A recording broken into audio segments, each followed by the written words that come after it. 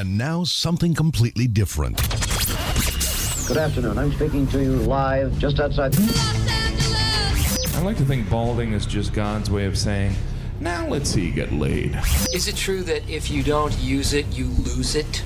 What I'd really like to do is put the greatness of this man in perspective. The hair loss community has a lot to be thankful for, having you as a spokesperson. You mean you just call this guy up? About life and about reality. And now, America's #1 reality radio show for men. Live from Los Angeles, it's Spencer Kobren's The Bald Truth. Hey everybody, Spencer Kobren's The Bald Truth. I'm Andrew Zarian, subbing in for Spencer. Spencer's away this week, but that doesn't mean the fun stops. We're broadcasting from New York. Spencer might call in this show, but you're tuning in. We're still taking your phone calls. Phone number is 718-717-2200. That's 718-717-2200. The chat room's saying, Senkai's saying, does anybody else feel wrong? Does this feel wrong? Yes, it feels very wrong because most of the time I'm just producing a show. But it's going to be fun. We're going to take your phone calls. I know Joe's going to call in. He has a lot of news to share. A lot of people accusing him of things. I'm sure I'm going to be accused of things by the end of this show as well. But I'm sure some of you are watching the live feed via the Bald Truth website or gfqlive.tv, and you're saying, he has a full head of hair. What is he doing? Why is he doing this show? Well, I'm as affected by hair loss as all of you guys. At a young age, I was told that I can't wear a hat, shouldn't put on hair gel, I'm going to lose my hair. And I was told I always have good hair, so I'm not Scorpion, by the way. I was always told I have good hair, and it kind of affected me later on in life as my hair started to kind of change, and the quality of my hair started to change, and my hairline started going a little farther back, and I met Spencer around that time, and of course, I started watching The Bald Truth, and it has deeply affected me, as it's affected each and every one of you.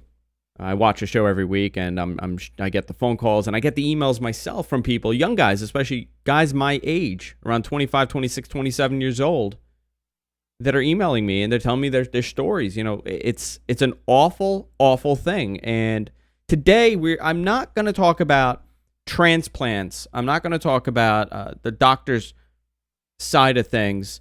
I want to talk about how it's affected you emotionally, how it affects you emotionally, and what you've done to deal with it, or what you've done, what you're doing to deal with it, because it's an awful thing. And Joe calls in the show every week, and Joe is he's a character, and he makes light of the situation. But to a lot of people, it's as traumatizing as Joe puts it. I have a friend, a young guy, about 25, 26 years old, and he's starting to see the changes, and he can't handle it. It's deeply affecting him to the point that it's affected his relationship. It's affected his job. A lot of stuff is going on, and it's awful. It's an awful thing. And many women out there, too, are affected by this. And I want to hear from you guys. Phone number 718-717-2200. That's 718-717-2200. Now, we have a caller on the line, and I'm sure it's Joe. Caller, you're on the air. Caller. Andrew. Joe, how are you, my friend? Miserable as usual. I'd like to thank... I'm sorry? Go ahead, Joe. On behalf of the millions of people listening to this show right now, I'd like to thank you for taking the time to fill in for the great Spencer Kobren. Well, thank you, Joe. It's so great of you to care. I'm coming! Joe from Staten Island. My name is... Excuse me. I'm coming! Would you like to reiterate it? My name is... Have you heard it? Excuse me. My name is... Joe from Staten Island. Joe, thank you for calling. I really appreciate it. And you're going to be co-hosting with me today. Excuse me? You're going to be co-hosting the show. Well, I appreciate that, Andrew. I really do appreciate that. As you know, I've been in contact all day with your production staff, and yesterday and over the weekend playing this show. It's been very rough, but, we're going to try to get it done. Well, I'm thankful that you're here. Spencer gave the keys to me to the Empire for tonight, so hopefully we won't do too much damage tonight, Joe. Yes. Well, just please don't put my email address on the air. As you know, I'll probably have 100,000 emails tomorrow, some of them not so nice. No. I would never do that to you. I know people are accusing you of things. So do you want to start with that? Yes, as you probably know, I've been viciously attacked this week.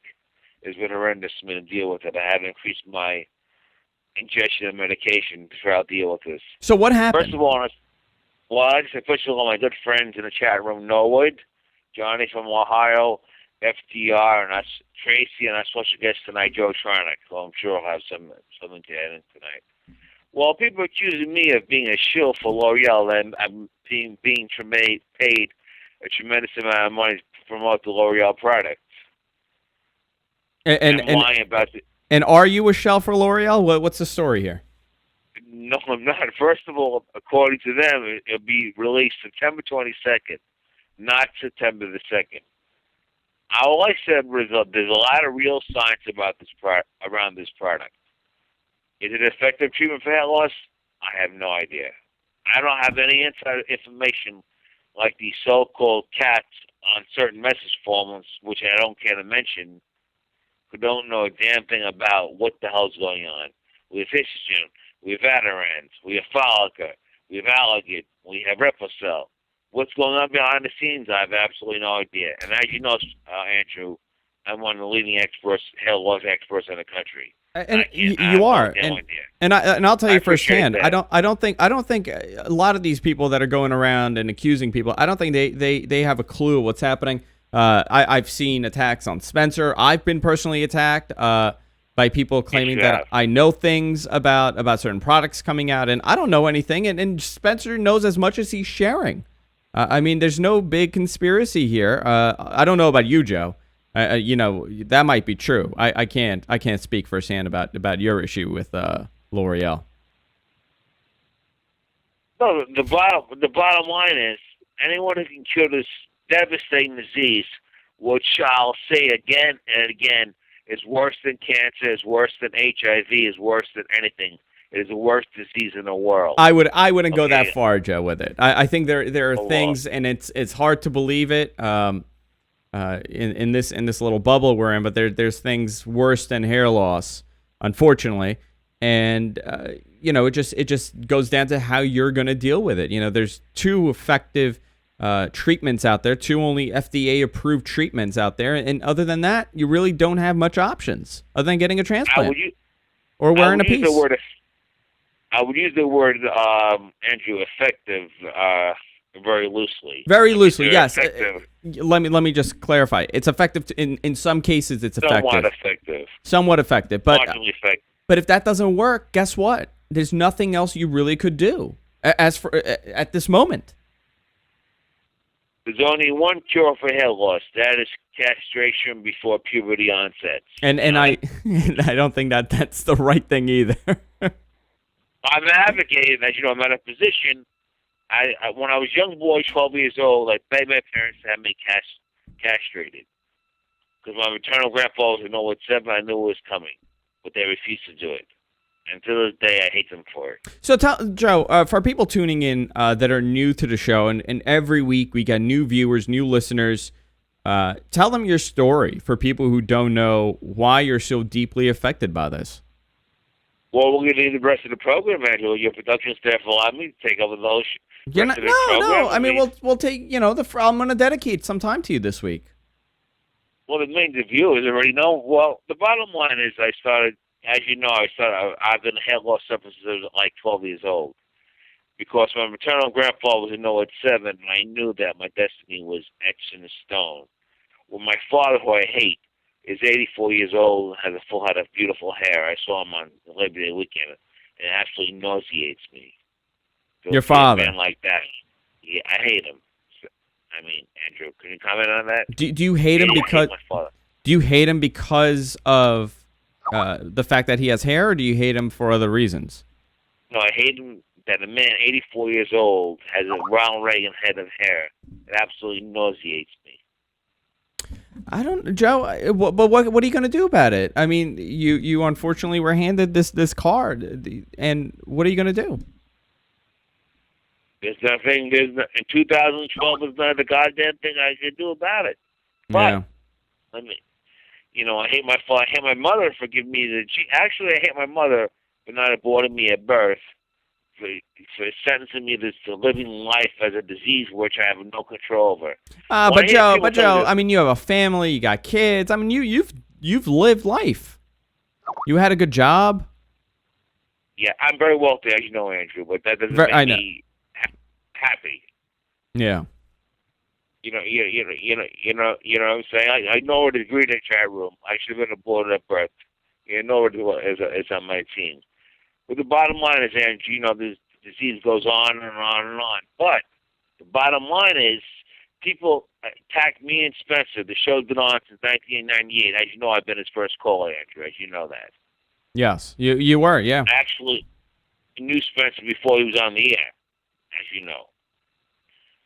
The bottom line is, we actually have companies tonight. You want to know about my story? No, I do. I'm listening. No, I want to know your story. The bottom line is, my whole life was destroyed by hair loss. That's the bottom line. At what age?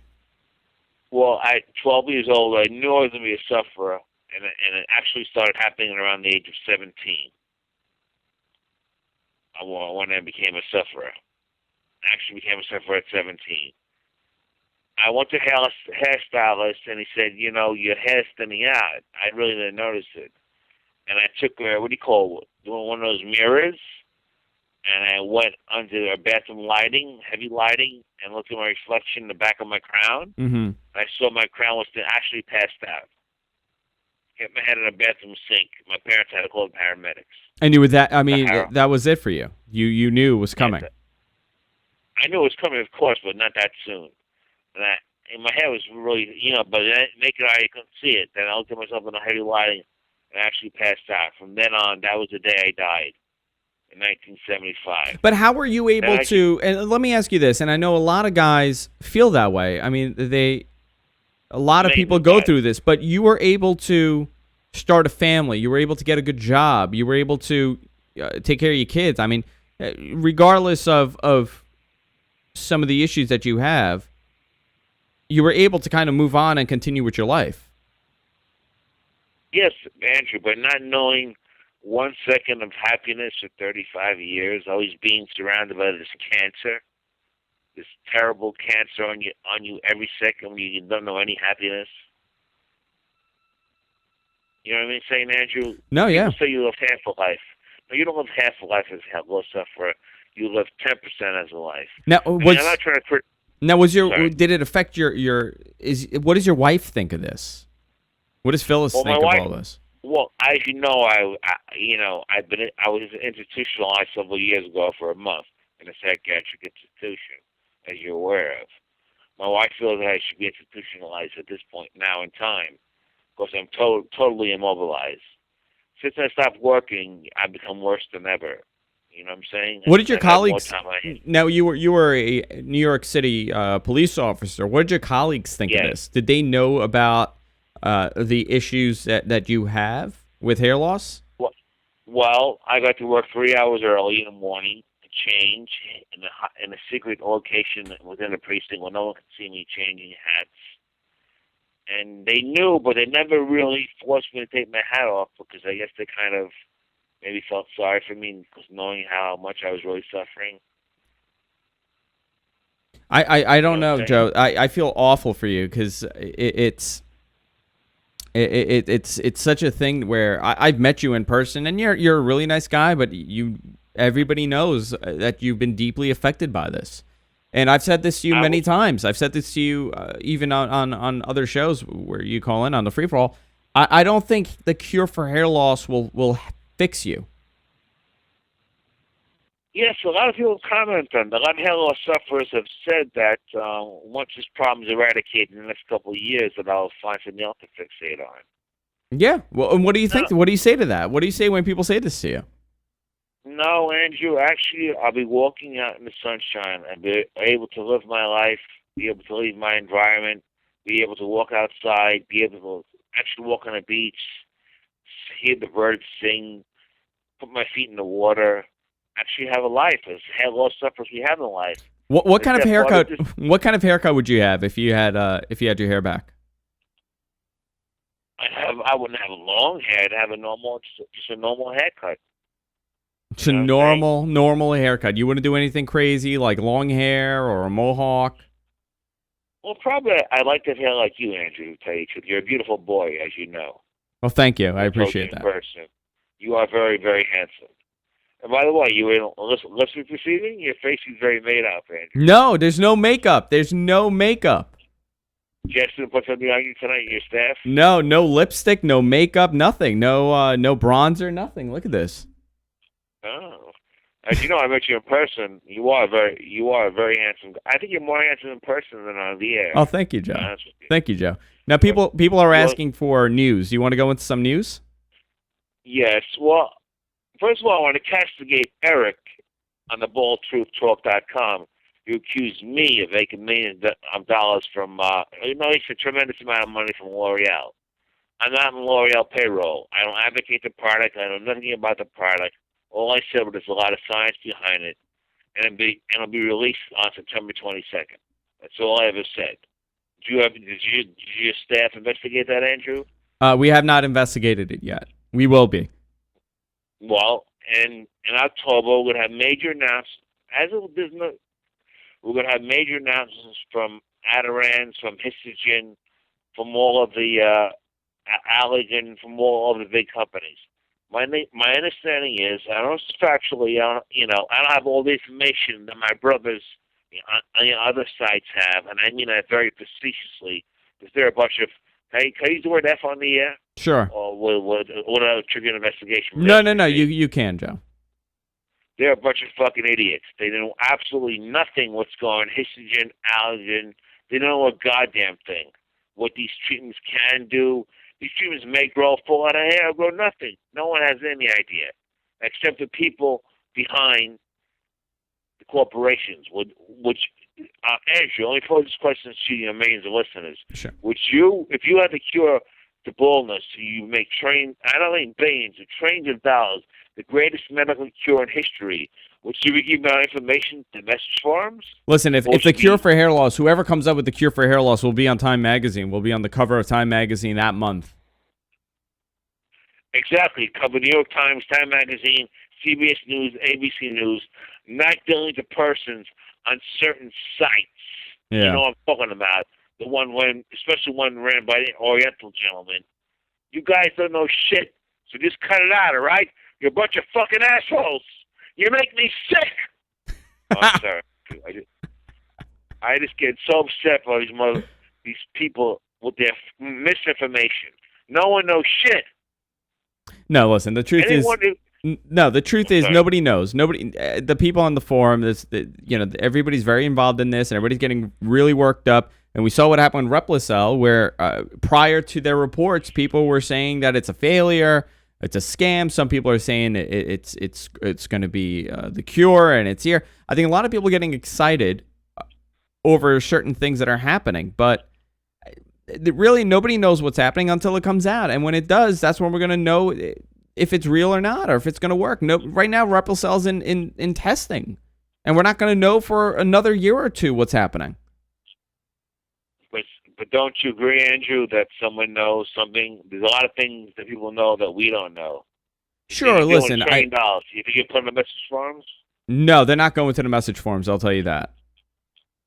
I mean, these people on the message forums, I think they should be banned. They've gone insane. Now I'm being attacked in the chat room, as you can see, by certain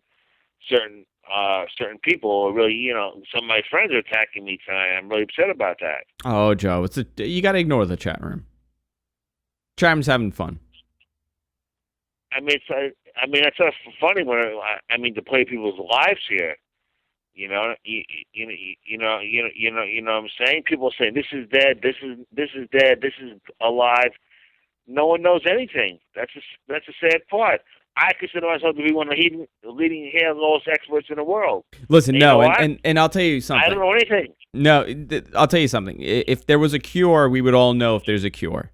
There's so many things out there. There's so many false treatments out there, and every day people are getting scammed. People are buying into stuff. I could tell you people that I know. Let me pot that down. I'm gonna pot that down for now until we can answer it. There we go. I could tell you firsthand. One of my good friends, Joe, and tell me what you think of this. One of my good friends recently came to me and he told me, I'm really upset about my hair loss. He's about 30 years old, the guy. He's very upset about his hair loss, and he ordered some Brazilian ointment. He spent $400 because he apparently, whatever he saw or somebody told him about this, he told me it would work. He spent $400 on some miracle ointment that will not work. And this is a guy that knows Spencer's show, knows what Spencer says. I've had many conversations with him about hair loss, and I've told him his options. And he got caught up in this. And I think it's really easy. A lot of people say, well, you're stupid. How could you fall for this? You know it doesn't work. But I could understand how it happens. No, I mean, I understand what you're saying. Like, you see in the chat room now, people will do anything because this disease is life-threatening. People in the chat room have offered to cut off limbs, have offered to give up their sight, have offered to give up their lungs. You've seen this, Andrew. Have offered to do anything to cure for hair loss. Sure. I myself would give a limb, would give an arm to grow a full head of hair. You know what I'm saying? It's the worst disease in the world. Now you have a cat here saying, you see a quick example if you don't mind. I know you have a lot of calls on the line, Andrew. We do. You have a cat here now attacking L'Oreal. He's trying to viable treatment. What the hell does this guy know what's a viable treatment or not? I'm a leading expert in the world. I don't know anything. But this guy knows. I mean, who the hell are these people, Andrew? You have to castigate them, really. Listen, I'm not going to castigate anybody. I think people are entitled to their opinions. I mean, that's what happens. Everybody's entitled to their opinions, and if they want to talk about it, let them call in. 718-717-2200. That's 718-717-2200. Joe, we have a caller. I'm going to see who this is. Caller, you're on the air. Andrew. Caller, you're on the air. Andrew. Hey, who's this? Johnny, Ohio. How Johnny, you doing? How's everything? Going good, man. To the king of the cyber media, and Joe, my hair loss brother from another mother. You need to chill, brother. Don't let these people get to you. I'm really upset tonight, Johnny. I've been attacked all week, as Andrew and his staff knows. Well, I understand you're upset, but don't let these people, if they see that you're getting upset, they're going to obviously continue pulling your chain, and don't let them do that. Hey, Tracy, how you doing? Hey, Joe Tronics. Joe, I keep telling you, I get attacked on a daily basis, and I've even gotten attacked by the hair loss community. People have accused me of not being a real sufferer. People don't understand why I'm on the show talking about hair loss. But it affects us in all different ways. All of us are affected by it.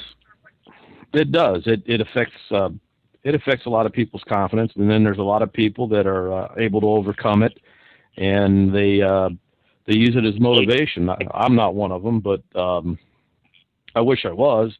And Joe, you can't let these people, they're taking their frustrations out on you, and you can't let them ruin your mood. You just got to keep, plugging away. Don't use that word, please, Johnny. Don't make me start to shake and take just more medication to get through this broadcast. Don't use that word, plug, please. It's a horrifying word, Johnny. Well, Joe, like Andrew said in the opening, someday that this is all going to be, it's all going to be for, a thing of the past, and you just have to hang in there. Some say 5 years, some say 10 years. It could potentially happen, but guess what? We still have to be prepared, and it could potentially not happen. I think the psychological aspects of it are far worse than the actual hair loss. I think that there are many people out there that have gotten hair transplants, and they've gotten great transplants, but they're mentally not prepared for this. And they're still affected. And I tell Joe all the time, I don't think hair loss, the cure for hair loss is going to cure his problems. Well, no, I mean, there's other things I think Joe will have to address, but on the same token, it's something that it'll help boost his confidence. It'll give him more of a reason to hopefully try to address those other problems. There's a lot of folks that it affects. It can really suck the life right out of you. I mean, it's very depressing, and as you get older, the things that you thought that were important aren't as important. You go through a maturing process, but everybody wants to look attractive. They want to sure. I mean, and that's the thing that really saps or zaps everybody. I mean, you take a look at a guy like Joe Tronics. You can talk about a major transformation. And this guy, I mean, he's, in my opinion, the poster child for people that want to get hair restoration. I mean, this guy he doesn't even look like he ever had a hair loss problem. And like I said, I was telling him in the chat, guys were asking, who would you go to? Who would you talk to? I always say talk to Joe Tronics from Hasson Wong. He's a very honest, open individual, and the results from Hasson and Wong speak for themselves. That's not to say anything about any of the other doctors that are on the list that Spencer, the Bald Truth, recommend, but I just happen to be a fan of them. So. No, I've seen Joe Tronic's picture, and it looks great. I mean, he looks unbelievable. You wouldn't be able to tell. I mean, and that's that's a good procedure. That's it done properly. Joe Tronics is, in my opinion, is the rock star of the hair transplant community. I've heard that from many people. Rocks. I've heard that about Joe Tronic from many people. In my expert opinion, that's somebody you need to have on the GFQ. Hang on, go ahead, Joe. In my expert opinion, I think hair transplantation, the drawback of hair transplants even today is lack of donor area. That hasn't changed. You still can't get one more goddamn hair out of the donor area than you could before. You move from A to B, and the math will never add up. Yeah, and you're right. And I should say this. Some guys come to me and they say, well, I could always get a hair transplant. And one of these guys, and I'll tell a story while Johnny's on. The same guy that was that got caught up in these magic ointments and in these miracle grow type cures. The guy has a diffused style of hair loss where he really doesn't have much donor area.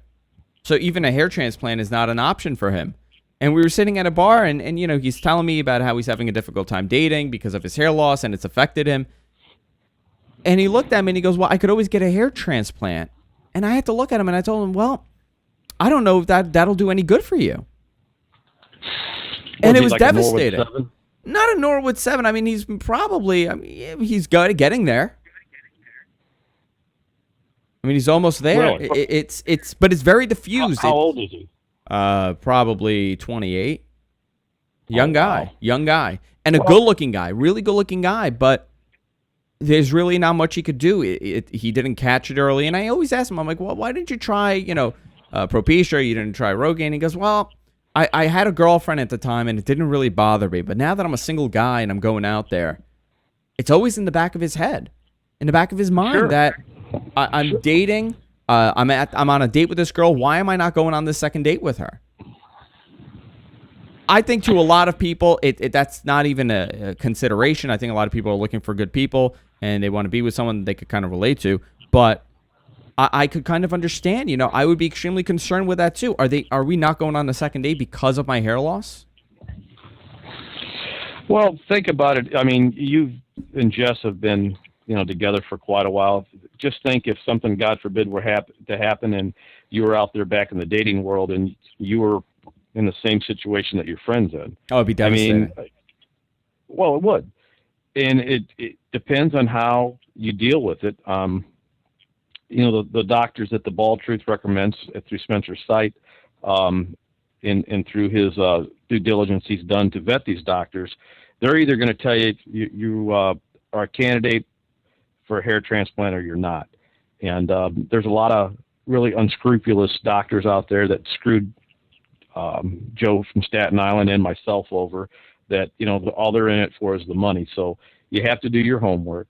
You have to do a little research, And like Spencer says, once you're cut, you're cut. Yeah. The guy should John, maybe try shaving his head. Yeah. Go ahead, John. Any expensive hair loss sufferer, know at 6, know at 7, even though at 5, he thinks they're getting a significant amount of hair from a hair transplant. In my expert opinion, is delusional, because the donor area does not exist. It's not possible. That's my expert opinion. Well, I mean, people are deluding themselves. Joe, you and I disagree on that. I do think that there's folks out there, Joe, that you can get the illusion of a full head of hair.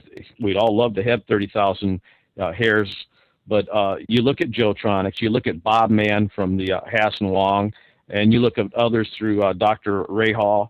They don't have 30,000 grafts of hair. They've had the air. It's strategically put, and it's the artistic skill of those surgeons is making it look like you have a full head of hair. It's giving you that illusion. That's all you need, Joe. I know that I'm never going to get every single hair that I ever lost back, unless there's some miracle drug. But if I could go to someone and they can give me that illusion, that's all it counts. Go ahead, Joe. So if you need about 30,000, Johnny, in your case, you need about 30,000 grafts to have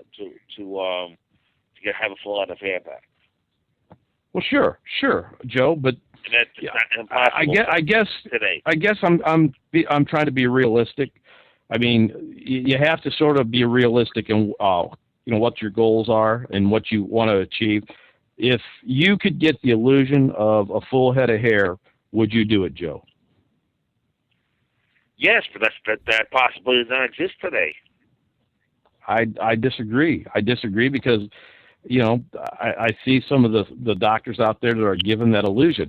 That with a little bit of topic. I mean, Tracy, for example, had Dr. Haber do hers, and Dr. Haber's a outstanding doctor. He's conservative in that he doesn't do the grafts that a Hasson Wong or a Rahal does, but what he does is outstanding work, and she's very happy with what she's had done. And she has to put a little bit of topic or some other things in her hair, but she feels confident. I mean, but Joe, 30,000 grafts is a very large area.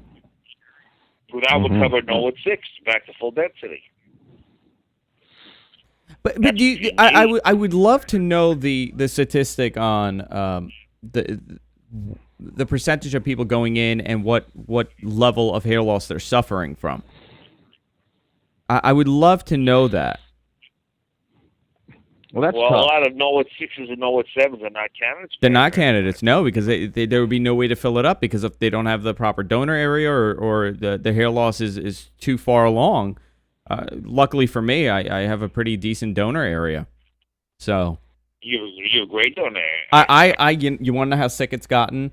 I was laying in bed the other day, and I told my wife, I'm like, come here first. I'm like, Jess, come here. She's like, what? I'm like, go touch my donor area. See, look how full it is.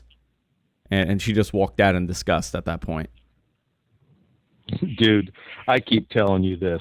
You have nothing to worry about. You're gonna have Elvis Presley hair by the time you're 80 years old. Well, listen, I mean, you're the not reality. Going to lose your hair. No, the reality is. Johnny, how do you know that? I'm not trying to. How do I know? Andrew, but people take a look at it. How old are you, 40, Andrew? By 50, 28. 50, they're bald. 28. At 28, I was losing.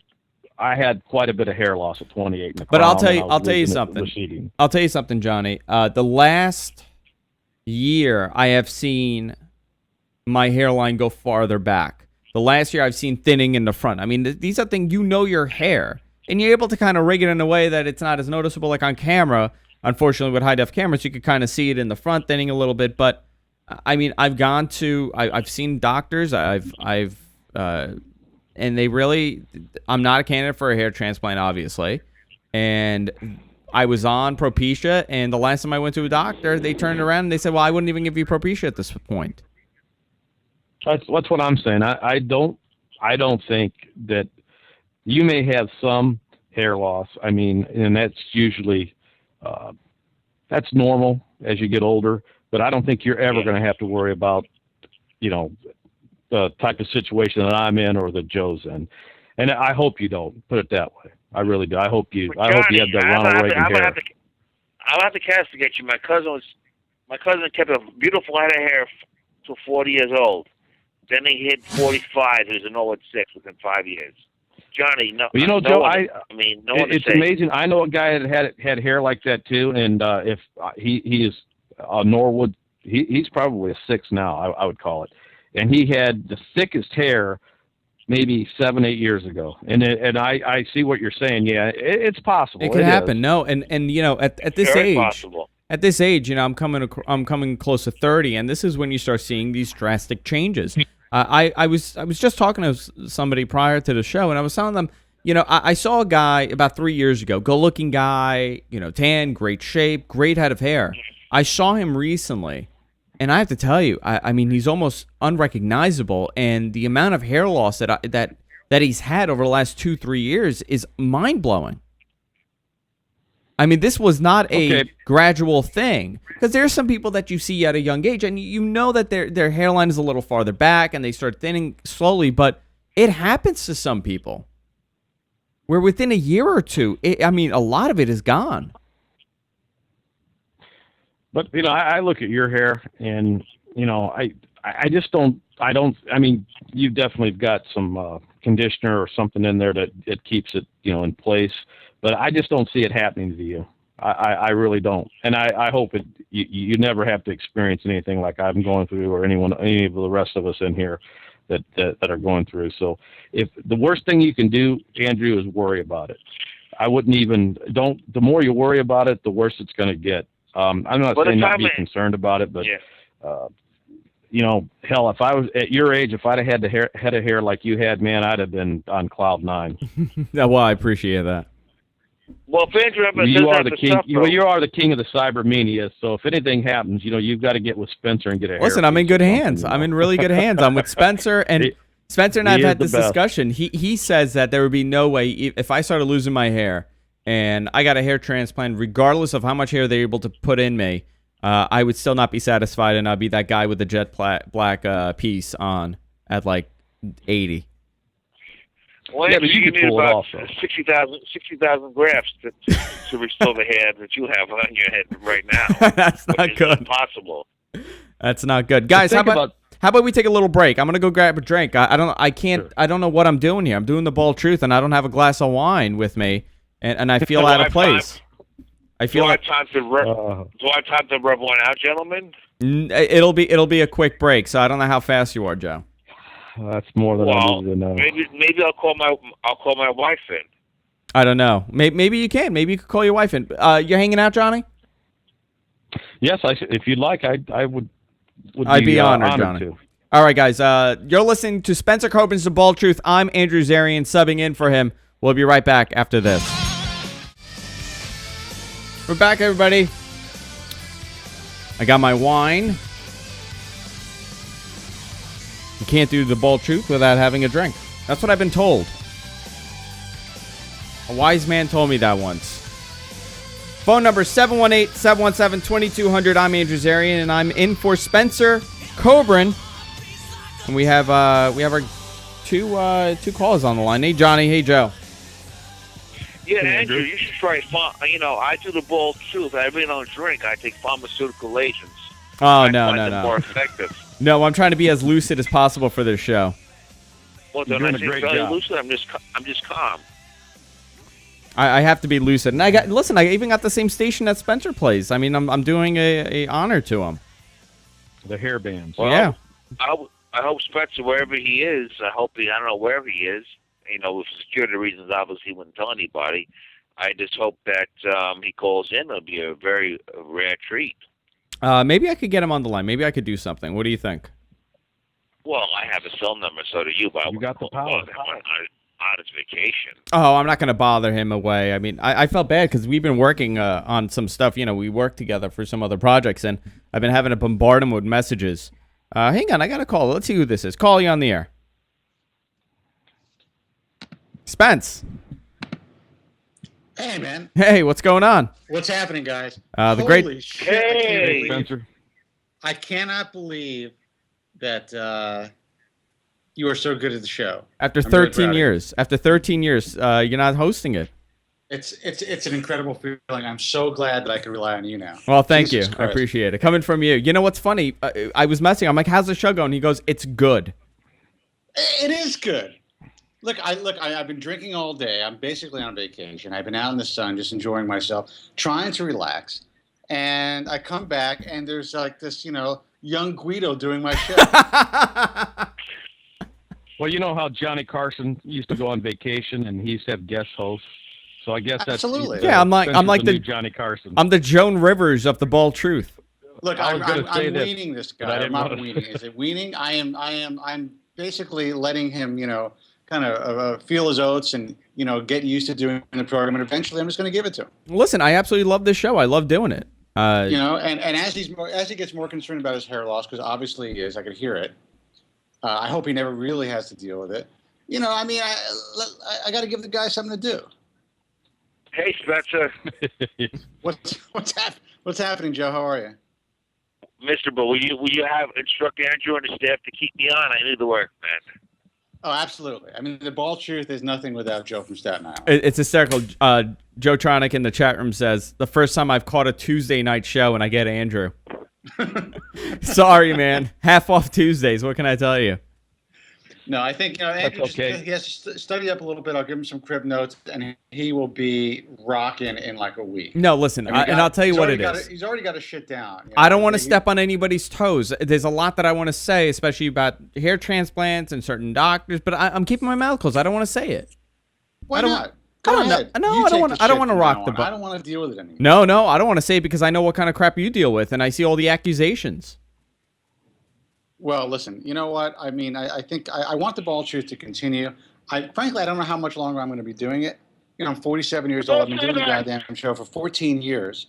And I think you guys still need it. So, I mean, let's see how this works out. I don't always have like guest hosts. How would you feel if I Hayden left, can Joe? guest host, and Joe from Staten Island, and Coco. We could have like a revolving Dora co-host. Yeah, we could do that. Yeah, I mean, that's possible. Coco, no, I don't want. 47 is not old, Tracy. It's just, I've been doing the show for a very long time.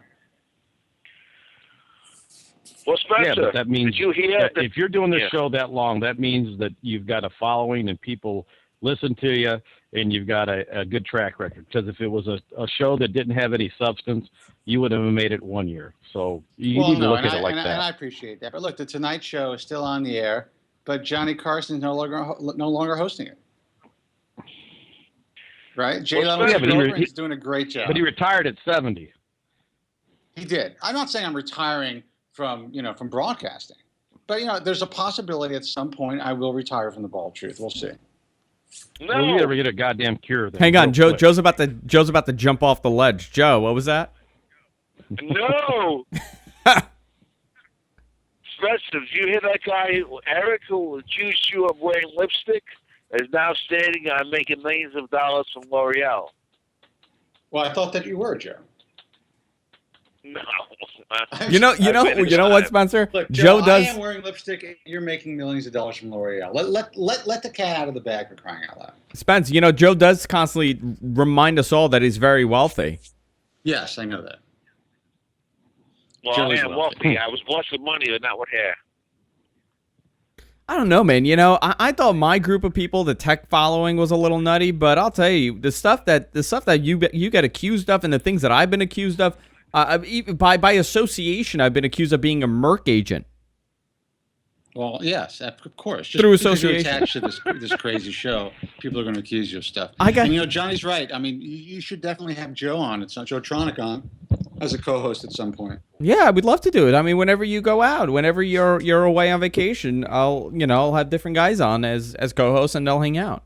I think it's going to be happening a lot. To tell you the truth. No, that's good though. That means you're enjoying life. Spencer. Now I'm working Tuesday nights. That's right.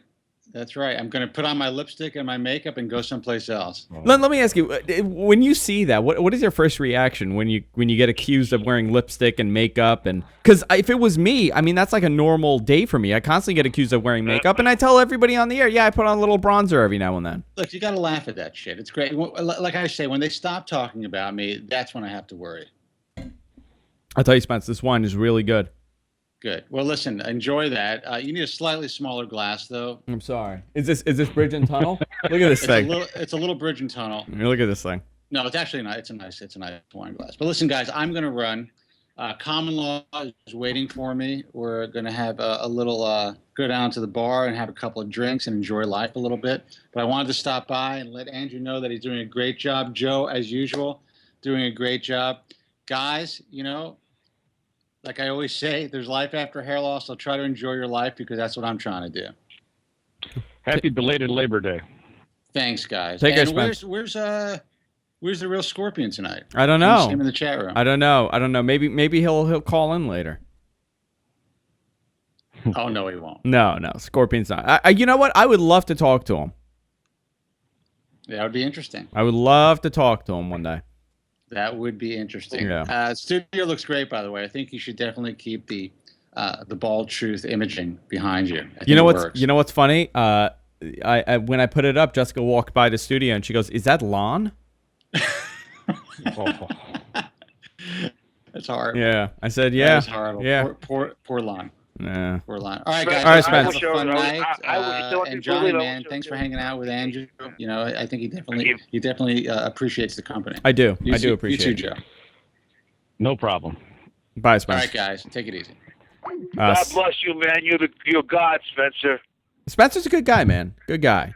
I actually want to talk about something here that I've brought up on the Bald Truth a couple times, and I want to see what the guys in the chat room have to say about it and what you guys think of it. Because, Joe, do you have the volume on? Do you have the show playing in the background? No, I don't. My son is freaking out because he was just showering. He found some hairs in his comb. That's my son in the background. I'm hearing the show somewhere. I don't know where this is. No, I definitely have my computer's potted down, Andrew. Have your production staff check on that. I don't know where this is coming from. Hold on, let me see. The TV's off. Yeah, everything is off. Look at this. I don't understand. But I do want to touch on something. I'll deal with it. Something that really bothered me when I went to go see a doctor a couple of months ago was how easy it is to kind of fall for these magic cures. Yes. And it's very easy, and I'll tell you why. And for a while, I always thought to myself, how could you fall for this? How could you? It's almost like it's not real. How do people fall for these scams? These, you're some Nigerian prince died, and you're gonna get this bulk settlement. It's almost like the same thing, You kind of in the back of your head, this is not real, but you do it for whatever strange reason. Well, Andrew, it's just like the physician I went to that did my hair transplant. You think because he's a doctor that that's all. It's great. I mean, this guy knows what he's talking about. He tells you that I can give you the look you want and I can do this and that. And you figure it's because he's a doctor. Hold on. Hang on, Johnny. Vincent's yelling at me. What did Vincent say? I'm sorry, Andrew, if you don't mind. Vince just wants to wish you good luck on this show. Okay.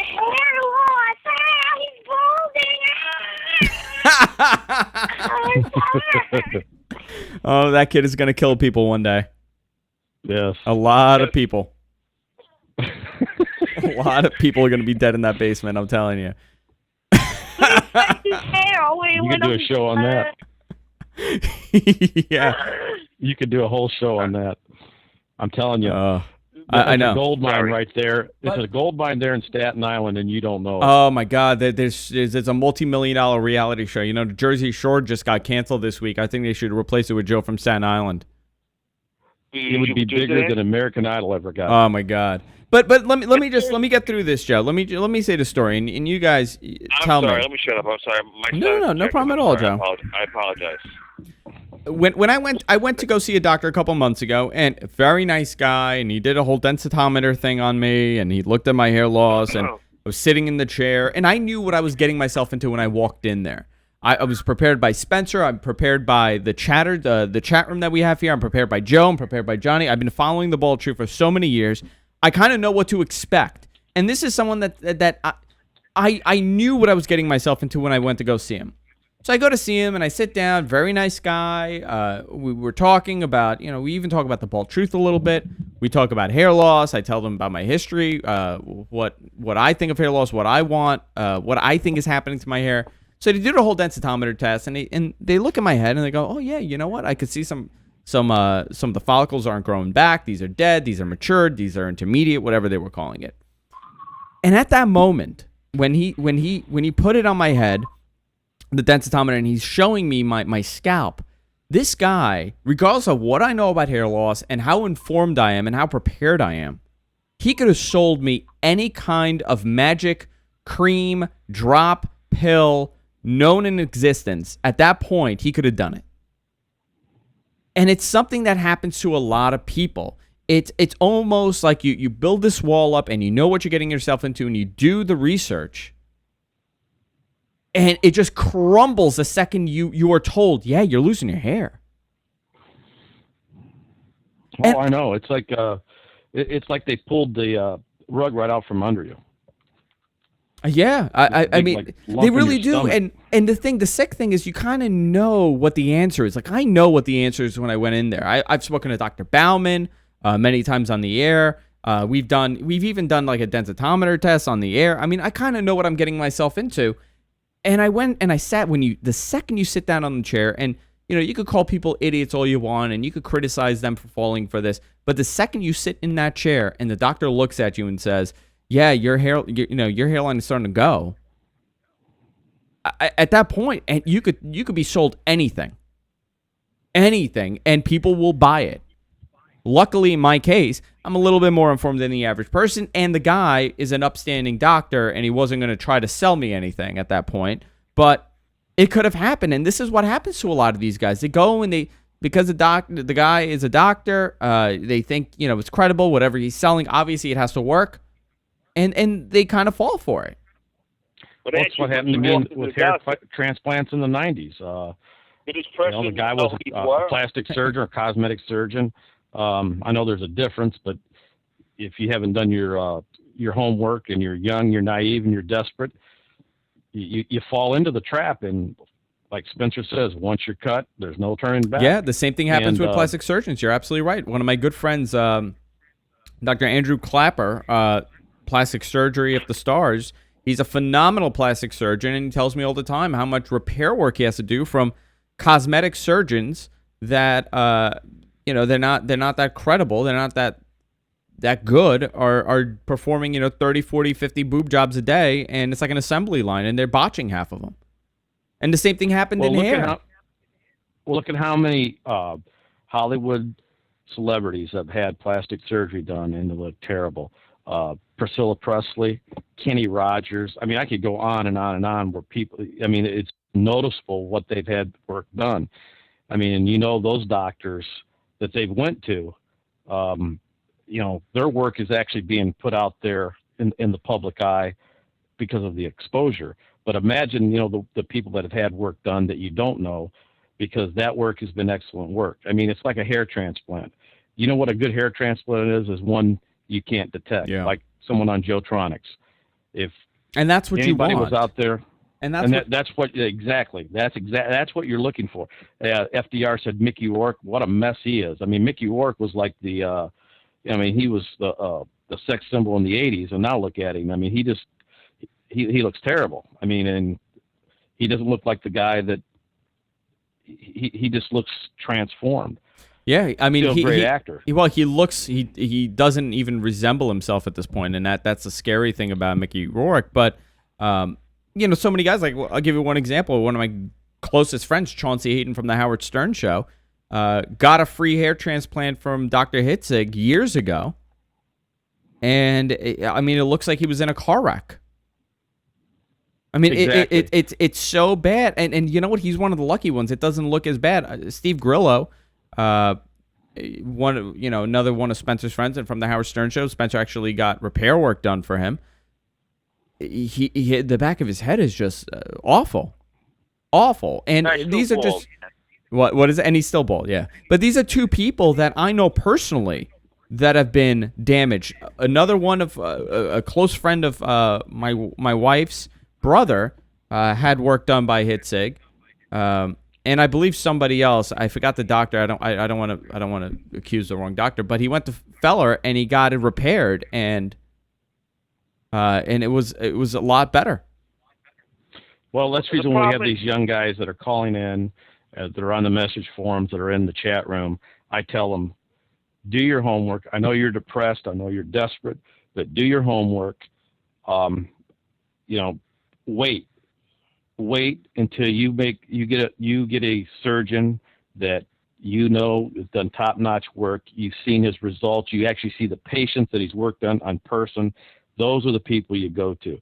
And if you're not a candidate, they're going to tell you. Yeah. Because they're not going to take your money, because I think most of them, they want you to walk around to be a walking billboard for their work.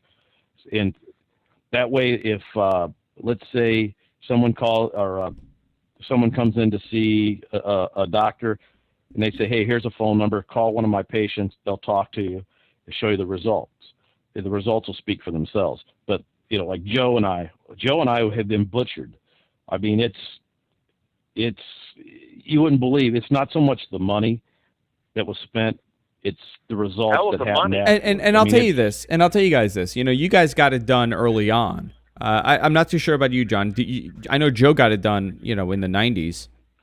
That's when I did. It was early 80s. 90s. I'm sorry, early 90s, late 80s. But, I mean, at least there was some sort of excuse that the technology wasn't there yet. The procedures hadn't matured. I mean, this was still a fairly new thing, and the way that it was being done was extremely archaic, I mean, by today's standards. But there's no excuse for any of these procedures to be botched like that now.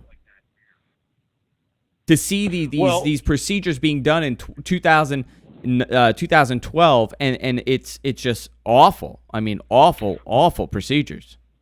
But on the same token, Andrew, these folks knew what they were doing.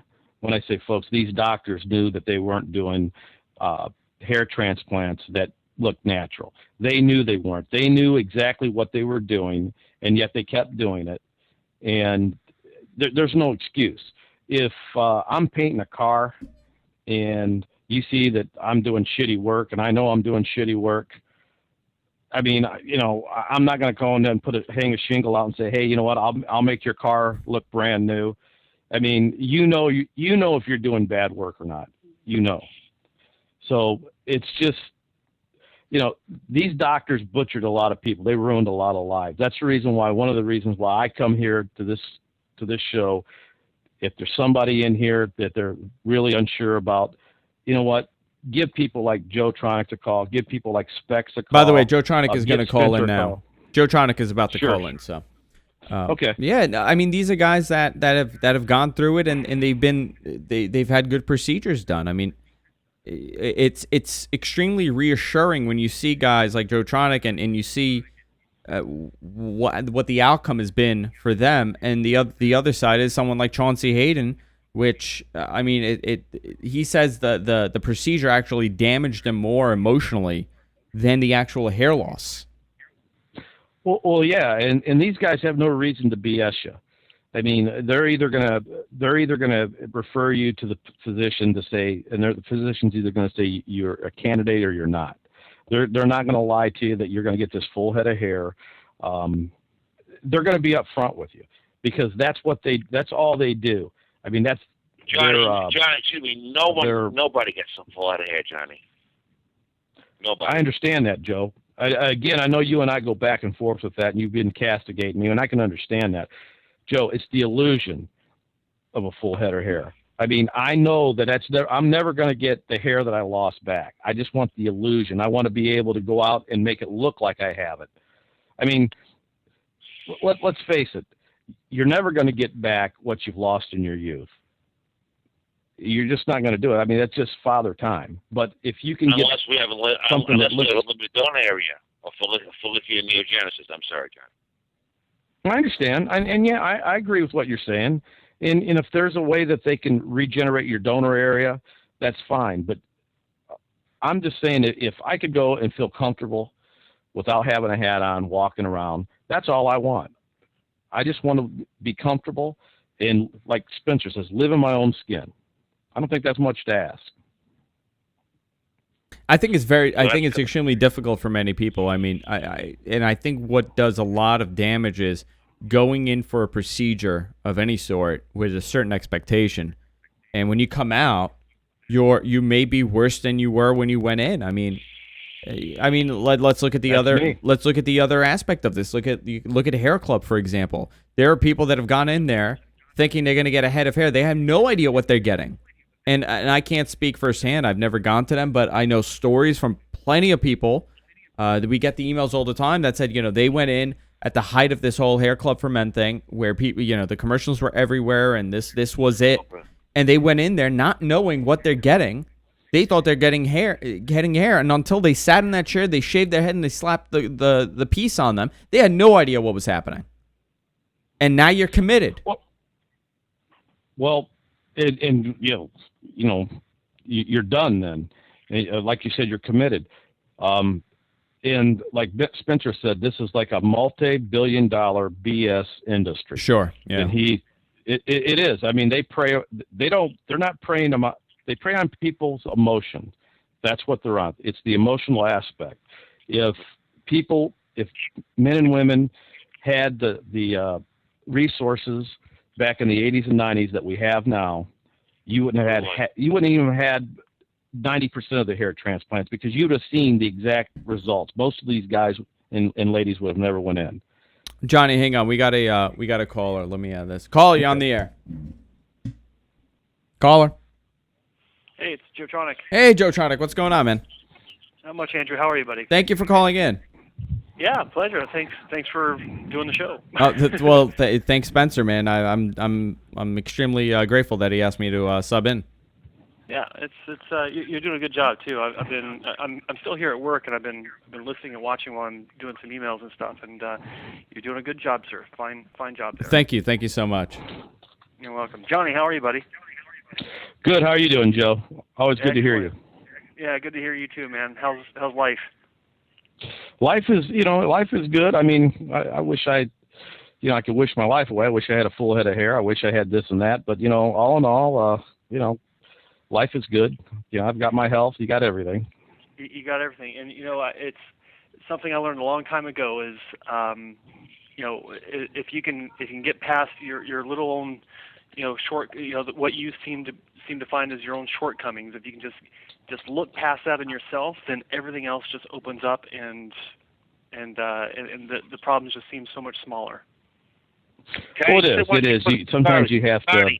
I had a guy one time tell me you got to look at things on, Joe. 5,000 feet. Joe, hang on. You have to look at things at 5,000 feet above. And you need to get away from the situation. But I mean, it's I've got in-laws that are in failing health, and you look at them in their 80s, and you think, I'm worried about hair loss, and my father-in-law can't even feed himself. So life's not that bad for me. Absolutely. Right. Absolutely. What's the current subject at hand? I had to step away for a bit. So I want to ask you this, Joe, because you've had a positive experience with this, and your outcome has been great. And you see a lot of people and deal with a lot of people. How do you think people should mentally prepare for surgery, and even if it's a positive outcome? Because I know people that have gotten great procedures, and mentally they're not prepared afterwards, and they're still, in the funk that they were in when they had, the hair loss. That's a good question. I've had guys. Look, there's a guy that immediately pops into mind from several years back. He came to us, and he had self-image issues like a lot of guys do that come in for the procedure, but he had arguably like the best result on the planet at 5 months. This guy was a superstar, and he was in such a depression over things that he thought were flaws that this is early on in my career, and I've learned since then that that there are certain things that you got to look for in patients to see what's going on. But this guy, And how bad was he? Nothing on the planet would have made him feel better about himself, even though he got about as close to a full head of hair that anyone could ever wish for in one procedure. And how bad was he when he went in? I mean, if you were to say, he was probably about a Norwood 4, maybe. Okay. And receding in the front, patch in the crown, and he got like, I don't know, 5,500 grafts. This is like 7 years ago, so 5,500 grafts wasn't it wasn't a common occurrence anywhere, much less at our clinic. And I mean, when I say that he had the closest thing to full head of hair, I mean, like, if you looked at him, you'd think the guy has a full head of hair, and that was at 5 months. Yeah. And it, not just the coverage and the density, but the naturalness was unsurpassed. I mean, we're like, our jaws were on the floor. We're like, oh my God, this is incredible. And he was depressed. What was the outcome? Then, I mean, it's hard to quantify in words. I mean, you just when you're trying to get someone prepared for surgery, it's just a matter of getting to know them through discussions and making sure that they're not, I don't know. It's hard to describe, Andrew. It's just when you're speaking with patients, getting them prepared as far as making sure their questions are answered and all that stuff. It's just something that you catch and you pick up when you're talking to them. And when I'm talking to someone that I think is having some issues, I ask more questions, and I'll ask them, if you had your choice, or not if you had your choice, but if you didn't have this procedure, what would you do with your life? And if I hear something like, oh my God, I'd kill myself, that's a red flag. You gotta start to evaluate. Is this someone that needs to have a surgery or not, and or something deeper, right? But yeah, and I think general, that's the big when issue. People are about to have surgery. How do you prep them? It's you tell them what to expect after surgery. That you're going to go through a period of looking worse before you look better, right? The grafts are going to shed. You're going to have a shorter haircut. You're not going to look the same for a few months. That's about all you can do. I mean, it's hard to quantify to someone in words what they're going to go through. And I'll tell you this: as I said before, my wife's best friend's brother had 2 awful procedures done. One was so bad that another doctor went to repair some of the work, and he did a bad job too. And finally, he went to Feller here in Long Island, and the guy did a great job with him. I mean, phenomenal job. But the guy, I mean, you could tell that, I mean, his hair is a little thin, but I mean, by all standards, he's a 30-something-year-old guy, and his hair looks good, and he's in great shape. And he tells me all the time when we sit down and we talk, he is so affected by this. And the fact that he had the procedure and he went in there thinking this is going to save him, and he had no idea what he was getting himself into. Mm-hmm. And when he had the 2 bad procedures, and finally when Feller was able to repair it and fix his hair, and I mean, do whatever he did at that point. I'm not too familiar with what exactly he did. He said even though he knew that his hair looked okay, he still felt the same. He still felt like he was losing his hair, and there was nothing they could do about it, and there's something wrong. And I asked him, like, have you gone to therapy? Have you gone to deal with this? Because I think, if one example is if you're extremely heavy and you get a band put in, and you lose the weight, they do tell you have to go to therapy. You have to deal with it. You have to realize that, you've lost this weight, you're improving. And I think the same should be for hair loss. I mean, it's a dramatic change.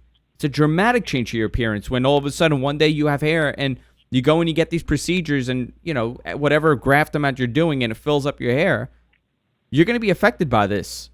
And yeah, well, that's true, 100%. I don't know, the therapy issue after the fact. I think that when, like our patients, I mean, I think people come to us in other clinics, like Feller or Rahal or someone that's out there, publicly. I think people, when they do enough research about this and they have the access to literally hundreds of other patients that have shared their results online, I think that it puts them into a stronger mindset coming in than most other cosmetic procedures, because you don't go to obesity forums and find hundreds and hundreds of, I mean, I could be wrong about this, but I wouldn't imagine that there'd be hundreds and hundreds of images by a lot of people that show from beginning to end what they're going through. Yeah, no, you're absolutely right. I could be wrong, but I think it's that to be the case. I think it's a much smaller community in the hair loss community and the hair loss. The doctors especially, because when there's a bad procedure done, you know it. And people are very vocal. It's a very active online community, and that's the thing that amazes me, is that with such a vocal community and people like Spencer and the group around the Bald Truth and the hair loss forums, how is it possible that people are getting away with doing bad work and they're still able to, have a full schedule? Well, I'll tell you, one reason why this is possible is because the online community of hair restoration doctors is very small compared to the community of not online doctors, right? I mean, you've got in any metropolitan area, it doesn't have to be a big city, any small town in USA or Canada or Europe, you got some guy working in a shop someplace that's doing hair transplantation. And word of mouth, local advertising, and unfortunately people today in this wonderful age of the internet and Google at your fingertips literally 24/7 with your smartphone, people this is a theory of mine, but because we're conditioned is from birth to trust our doctor, we see an ad, it piques our interest, we go in, we sit down, and the doctor tells us that this is what we need, so hey, the doctor must be right, he's a doctor, right? And I think that's what gets people in. In fact, that's what got me in to my first 2 procedures before my repair with Dr. Wong. When I was and Andrew, I don't know if you're aware of this, but in my early 20s, 22, 23, back in 92 and 93, I had 2 surgeries with a doctor that did exactly that. He actually talked me into having a procedure. I was there with a friend. You were 22, 20. Consultation. You said 22, 23. Yeah. And that's fairly young. I mean. Oh yeah. It was, well, not only was it fairly young, it was fairly unnecessary because I was receding a bit. I was turning into a Norwood 2.5 maybe, and it's still very early on. Yeah. I mean, it wasn't a big deal for me. I mean, I started losing my hair when I was 17, and I'll never forget this. Some idiot came up behind everyone sitting at the lunch table and was walking behind every guy there and saying, "You will, you won't, you won't, you won't, you will." And he got to me and he said, "You will." And I turned around, I was like, "What the hell are you talking about?" He goes, "Oh, your hair's falling out. You're going to be bald." Oh, that's so awful. 17. Yeah, and you know what? It stays with you. I mean, it's crazy, and this sounds even crazier, but I've had the total opposite of this. People have identified me with my hair, and that's why it's been such a concern of mine for me not to lose my hair. And now that I'm seeing the thinning, I'm getting a little older and I'm counting more strands in the shower, it's affecting me to the point that I'm saying, wow, okay, when can I do something? Yeah. Well, look, I mean, cases like yours, I mean, a lot of guys look at you and say, "What the hell are you talking about?" Right? I mean, get out of here. You got a great head of hair. But the fact of the matter is hair loss is relative, or the way that it affects us is relative. I mean, I get guys like you in all the time, Andrew, that to the world around them, everyone says they got a full head of hair, but you know the difference that's occurred over the past several years. You've seen the recession. You've seen the miniaturization of those finer hairs up front, and it's scaring the shit out of you. And it's just as bad for you as it is for the guy that's a Norwood 5 at the age of 27, that has lost a significant amount of more hair than you have, but it's just as bad. It's almost in this weird thing where you're kind of told to wait and to see what happens, and it's pretty much telling you, no, there's nothing we're gonna do for you. There's nothing you could do. You have to lose more hair in order to treat this in any way. And there's there's some truth to that, but it also has to do with like in your case, if you came to us and said, "What can you do?" We'd look at your age, we'd look at your hair loss history in your family. Does everyone have full heads of hair? Has everyone in your family past the age of 35 just gone slick bald, anywhere in between? And we'd evaluate based on that, right? I mean, we've had guys like you with your type of hairline come in and say, I just like to have it lowered a little bit more, not to where it was when I was 12, but just kind of strengthen. No, I want it where I was I was 9. That's how low I want mine. Yeah, so you're one of the kind of the guy I'd shake your hand and say thanks for coming, but but that's about it. But it's not a matter like for you. It's not a matter of losing more hair. It's a matter of and just call it a day. It's a matter of understanding the whole picture, and in your case, a slight little thing in the front wouldn't be out of the question, but you don't have to go bald to have a hair transplant. That's the furthest thing from the truth. Yeah, see, and it also depends on the technique and how it's approached surgically. Luckily for me, I'm in good hands. I have Spencer's guidance, and I have the doctors that he works with, obviously. So I'm informed to some level, and I know, well, if the day comes, at least I have good donor area, and I could replace a lot of what I've lost, and it'll almost be like it never happened. But the mental prep that you have to go through, in my opinion, is devastating, and you really need to know what you're getting yourself into before you do it. And I would advise some sort of therapy to kind of grip what you're going through. Some guys I think need to go through that, have some sort of therapy. But at the same time, here's a problem with that. I would challenge anyone to find a therapist that actually knows how to relate to a patient that's dealing with hair loss to the point where it's an issue. Because I've had people come back to me and they say, I've been to therapists before and they just don't understand hair loss.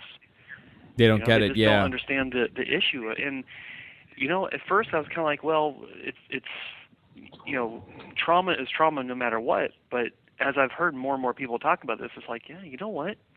It does kind of help for them to actually be able to relate a little bit somehow, instead of just using the standard textbook answers. So, I mean, we all need some sort of outlet as far as I'm concerned, if not through some sort of one-on-one therapy with a professional therapist, some other outlet, writing, hey, I've been in situations where it'd been nice to have talked to someone, but instead I put my thoughts to paper and I would actually write journals about what was bothering me, and that was therapeutic. That helped me. When I went through my procedures with Dr. Wong, my therapy, so to speak, was to go public and eventually wind up being the first person in the world to actually document what happens before or in between the before and after picture, what happens during surgery, what happens the day after surgery, what happens 3 months after surgery. And that alone was enough therapy for me to help kind of get over the issues of having the 2 bad procedures 9 years before. Yeah, and I'll tell you, I mean, the bald truth for many people is a form of therapy. I mean, Spencer gets calls every week from somebody new saying, I read your book, I've just found the show, or I've been listening for 13 years, and man, it's helped me out, and it's gotten me through this, and it's informed me what it's like, because a lot of people feel alone in this. A lot of people feel that, I'm the only one that thinks this is a big deal, because there's so many people out there, the second that they know that you're affected by this, they say, well, why don't you shave your head? Why do you care? Why don't you just shave your head? What's the big deal? You're losing your hair. Well, it is a big deal for many people. Yeah. Well, it's I think in your case, shaving your head would be a bit extreme. Well, I'm not going to say right now. That, but God bless you and your hair. That's all I got to say. But hey, Joe says he's getting bored, so let's do a subject change here. I think some people were asking online about Malina Lardy and her scalp micro-pigmentation. She was in our clinic recently. What was today? Tuesday. Yeah, so Friday and Saturday she was in our clinic. And do you know much about SMP, Andrew? Have you been reading about this? I've been following whatever Spencer's been posting up on there.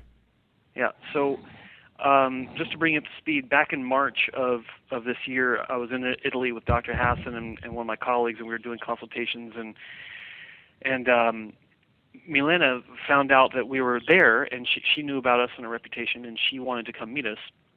And so she came down from Milan to Rome and spent the evening with us. We had dinner, and we'd already seen some of her patients. And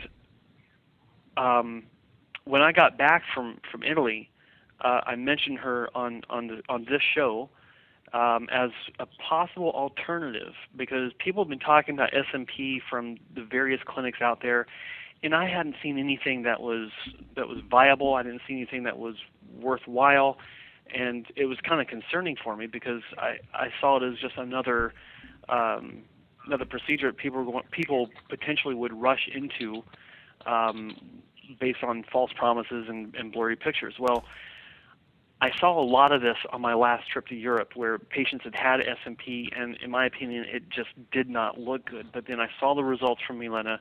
I saw, guys that were completely bald having this done, and it looked better than the other clinics. I won't say it looked perfect. I won't say it looked completely natural under all conditions, because it doesn't. It still lacks the true three-dimensional effect, which is hair. But it looked good. And then the guys that had hair and just had filling in, it looked fantastic. Yeah, I've seen some phenomenal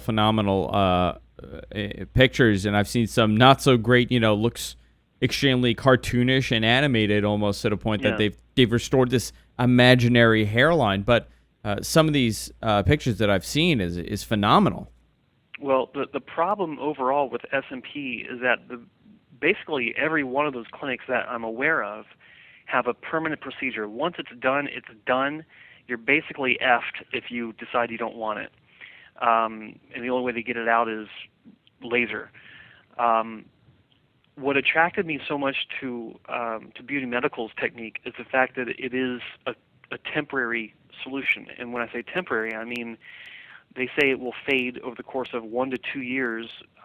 They've told me as long as 3 years, but it fades. So what are your options at that point? What are your options at that point when it starts fading? Well, your options are let it continue to fade into nothing and just move on, if you decide that you're not crazy about it, or you go back and you have touch-ups, which, some people look at that as a disadvantage. I look at that as a full advantage, because if it wasn't done to your specific liking the first time, maybe something could be different the next time. You can have it done different. Yeah. Whereas if it's permanent, it's permanent. But the next big issue with this is, and this has always been one of my problems with it, is that over time, the color would change to blue or green, which is the last thing you want on your head. Yeah, and that's what I've seen, especially if you fully shave your head. Right. The last thing you want is your head it looks the color green, because you don't see those dots anymore. It's just flat and it looks green. Right. Well, the great thing about this is it doesn't do that. There's no blue or green pigment in the ink. It's made of yellow, black, white, and red pigment mixed in at various concentrations, and from that combination they can get various shades of black, brown, blonde, light brown, what have you. And so Specs, Dr. Feller's consultant in the UK, he was interested in it, so he went and he had a procedure done. And as you know, Spencer was interviewing him online, and he documented in video, and he had a good result with her. Well, she'd been wanting to come over to our clinic to show us how it's done. So it's like, hey, you know what? Let's get her over here.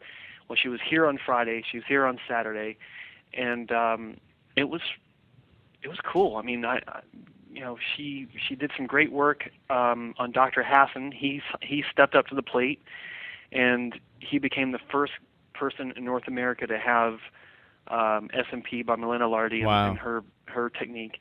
We're all standing around. Everyone's kind of twiddling their thumbs, going, "Well, who's first?"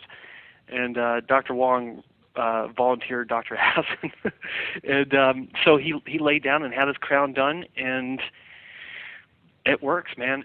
It looks good. If you get up on it with a magnifying glass, you can certainly see what's going on. But if you're just standing behind someone and this has been performed, You can't tell, and it's like a long-lasting topic. What do you think makes her procedure, the way she does it, so much better than what a lot of other people are doing? Well, great question, and to be perfectly frank with you, I don't know all the details. What I do know is that no one else has a true temporary solution. In other words, nothing that fades to nothingness after a couple years. I know that's the case with hers because I've seen the evidence. I mean, I posted on Bald Truth Talk some photos of one of her patients that's 15 months out, and it's 98% gone, completely faded. And no blue, no green, no funky colors. And I've seen others also that support this. So that's one thing. The second thing is that it doesn't change color. Once it's in, it's in. The only change that you have is the reduction of contrast. So it just keeps getting lighter and lighter and lighter until it's gone. That's until part it of the fading fades. process. Now, at what point, and this is something that people would be affected by, at what point can you go back and just get it refilled? Do you have to wait till it fades to the point that it's not noticeable anymore, or can you get it midway through? Right. Yeah. As I understand it, and I was asking her this. You come in basically when you want to have it touched up, to have another pass. And the way I understand it is she would go, a lot of it would be in between the old dots that she made, but it's pretty much just going right across the same area. And once the first couple of days have passed, because it takes a bit of a time for this to kind of settle in, then it's as it was during the first pass. I'm looking at some of these pictures, and it's mind blowing how some people go in here blind. I recently saw someone at the grocery store that had this done, and it just looked like his head was painted. Yeah, and that's I've been doing research on other clinics, and it's sad. I mean, it's there are clinics out there that are doing this with larger needles, or they're doing it with ink that unfortunately may not be the best option. It lasts too long, it changes color. I've certainly seen that out there, but one of the things, you got to have a really fine needle. That's one thing for sure. The depth control is very important. It can't go very deep. The time that the needle is inside the tissue also has to be limited, because the longer it's in the tissue, the more ink is injected. So that's, the timing is very important. It's also the art of following the hairline as well. Of course, absolutely. That's a major thing when you have this hairline that's coming down. It's tattooed down to the middle of your forehead. It's never going to look realistic, and you're never going to get the results that you want. Right, and it's all about understanding how hair works and how natural hairlines look on adult males. I mean, a lot of these guys are getting these straight hairlines like you want, right? Like your 9-year-old hairline, and that's fine. But it's a bit too straight on a lot of these guys. You got to have a little bit of undulation. You got to have a little bit of low density in the very front, so it's it looks like a transition zone. And you know what? That's what you see in nature. It goes to the same thing with hair loss and even hair pieces that many people wear out there. I can't begin to tell you how many times you see someone walking in the street and they're wearing a hair piece, and it's just this thick, gunky thing on their head, and you're thinking, you know what? How do they think that's passing?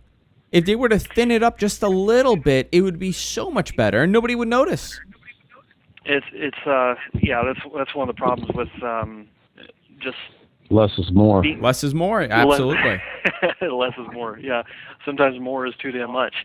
It comes down to this, Andrew, is knowing what's natural to begin with. If you know what's natural, then you know what you'll be happy with, and if you don't know what's natural, then you'll be happy with a wet rat on your head. I mean, look, back in the days, patients would come in for hair restoration surgery, and they'd just be happy to have something growing on their head, be it plugs, be it mini grafts, be it it doesn't matter if it was natural or not. They're just happy to have hair. Long gone are those days for most people. But there are still those people out there that just don't know enough to understand that what they have on their head doesn't look good. And same with the hair systems. And it just takes education. A lot of guys just don't take the time to understand what's natural. No, you're absolutely right. Am I plotted up? Can I ask a question? Yes, you are potted up, Joe. My next question, please. Yes. I feel very left out. I've been crying. Go ahead. Don't cry. Joe, I want to ask you a question. How are you tonight, Joe? Joe Tronic. Joe, I can barely hear you, but I heard you ask how I'm doing. I'm doing great. How about yourself? Joe, I'm a hair loss sufferer. How do you think I'm doing? I get you, Joe. I get you. What's going on? What's on your mind? What I want to know is, back in the 1990s, as you know, Dr. Colin Yehoda had proven that you could transplant hair from one person to another and will not be rejected. Why aren't doctors jumping all over this to increase the donor? You'd have a limited donor area. Why aren't doctors doing it? I can't understand that. It's a cure for baldness. Joe, I remember something about that. I don't remember the validity of the claim, but I do know this, is that it's been, look, there have been doctors out there that have made this claim many times, not just the one you mentioned. And every time I know of, it's been a disaster. I know one doctor that transplanted 1,800 grafts from one guy to another as a test. 1,800 grafts? I mean, what kind of waste is that? One patient got necrosis, the other patient, just lost 1,800 grafts, and it was a complete failure. Claims of being able to transplant hair from one person to another, I'm not personally aware of, the full-on documentation and validity of anyone being able to do this successfully. I do know that if you have an identical twin, it's possible, and that's about it. Anything beyond that, I'm not aware of it. But let me ask you a final question, Joe. I know Joe and Andrew, you're backed up. Why don't doctors routinely administer anti-rejection medication to patients? I would take it. Noah would take it. I'm sure Johnny from Ohio would take it. There's an inherent danger with using anti-rejection medication in and of itself. It causes havoc on the body. It causes a whole host of other issues, opening the patient up to possible infections. It's not fixing the problem with a Band-Aid solution. It goes much more beyond that. It's overkill, and it just causes a whole rash of other issues, Joe. But Joe, I think in my expert opinion, I think it's worth the risk to achieve more hair density, in my opinion. I'm sorry, I didn't catch that. I think it's worth the risk to ingest these medications to achieve more hair coverage. For you, I mean, you may think that, but I think the majority wouldn't. I don't think they would take that risk. You don't think so, yeah, Andrew? And Joe, I understand where you're coming from. I know it's something that you desperately want, but when you're in the field of medicine and you're trying to improve someone's life, be it cosmetic surgery, what have you, you don't want to present a solution that has its own requirements that are much more dangerous than the original solution to begin with. Do you see where I'm going? I mean, the whole point is to address the situation and not have to have such a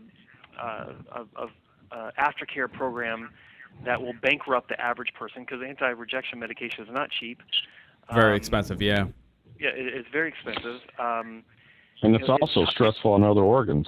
Yeah, well, that's what I was about to say. It physically destroys your body. I mean, it stresses, like Johnny said, it stresses out your organs, it stresses out your immune system, it stresses everything out. And you could actually lose hair from the use of the rejection medication. So then you're trapped in a vicious circle that is never ending. So let me ask you this, Joe. What is your opinion, and I'm sure you've said it on the air, but say it again for new listeners. What's your opinion of treatments like Replicel and Acell and those kind of treatments that are coming up? Do you think there's any kind of, do you think there's any kind of hope that these may be some sort of answer? I'm sorry, Joe Tronic or Joe? Joe Tronic. Okay, sorry. There's two Joes here. Sorry, Joe. When it comes to these treatments, I got to tell you, like when Replicel was first coming on, I was was cautiously optimistic, and I'm cautiously optimistic about all these things, about Adirans, Histogen, all this stuff, because I know that there's a lot of money being thrown at these problems or these solutions, because these people know that whoever comes up with the cure or the best treatment that's miles miles above what's out there now, they're going to be billionaires. I mean, it's just a fact. I mean, right? it's simple economics. You if you're going to make enough money at something, then you're going to throw money at it to make it happen. And the problem with these companies like Replicel and others is they make a lot of promises before they actually know what the hell they're talking about. And the problem with that is they're simply trying to get interest for their stock, as far as I'm concerned. This is my opinion. Yeah. Because when it comes out, the results come out and it's deflating, to say the least. I know the latest Replicel findings were causing a lot of people to be very upset. Then I think. But they're in their early stages. Though. They are, yeah, they're and in their early stages. But I mean, how many people were on the forums or even on this very show talking about how great this next announcement by Replicel is going to be? And then how many? Well, I think a lot of that too, Joe. A lot of that is because of the anticipation, the desperation that people have. I think most people that are trying to look at this in a realistic manner. I mean, you have to.